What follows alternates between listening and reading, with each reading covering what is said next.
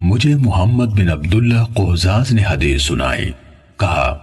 میں نے عبداللہ بن عثمان بن جبلہ سے سنا، کہہ رہے تھے میں نے عبداللہ بن مبارک سے کہا یہ کون ہے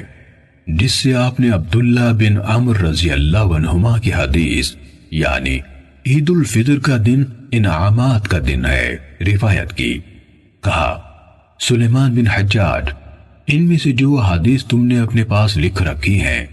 یا میں نے تمہیں اس کی جو حدیثیں دی ہیں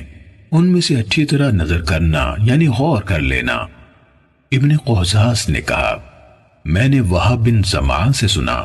وہ سفیان بن عبد الملک سے روایت کر رہے تھے۔ کہا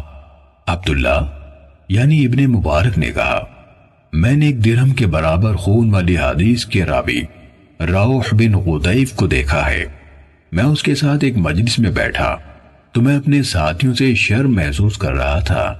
کہ وہ مجھے اس سے حدیث بیان کرنے کے ناپسندیدہ ہونے کے باوجود اس کے ساتھ بیٹھا دیکھیں،